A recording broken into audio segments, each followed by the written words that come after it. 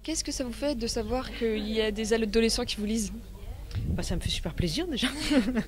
Ça me fait très plaisir parce que je sais très bien que, voilà, que les adolescents ils lisent pas beaucoup de littérature contemporaine, déjà parce qu'ils ont beaucoup de bouquins à lire pour leurs cours, qu'il y a beaucoup de lectures obligatoires, que ça vous prend déjà pas mal de temps. Et que dans l'énorme profusion de la littérature contemporaine, c'est compliqué de trouver quelque chose, de s'y repérer. Et donc ce qui est génial avec le concours des lycéens, c'est que tout d'un coup, on va avoir des lecteurs qu'on n'a pas d'habitude. Et évidemment que, vous savez, le lecteur moyen en France, c'est une femme de 50 ans. Hein, c'est un peu ça. Voilà.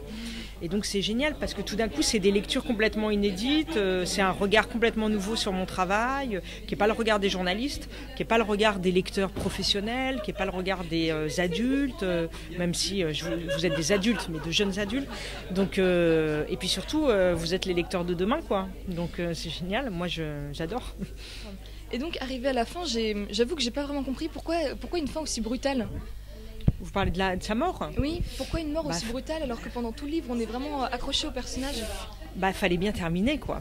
Non, mais mon idée, c'était vraiment d'écrire la vie d'un ours. Donc, de sa naissance à sa mort. Comme on écrirait la biographie d'un personnage célèbre ou la biographie d'ailleurs d'un personnage anonyme.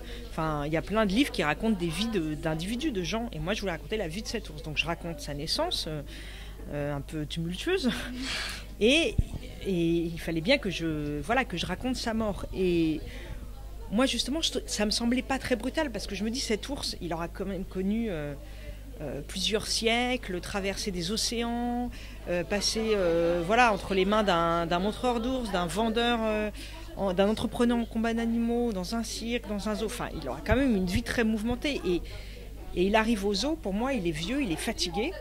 Et pour moi, c'est plutôt une fin douce. Je le vois comme une fin douce parce qu'il meurt de vieillesse, il meurt aussi de lassitude.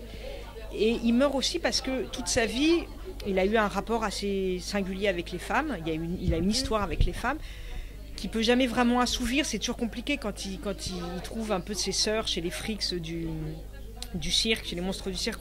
On l'arrache à ces femmes auprès de qui il se sentait bien. Bon.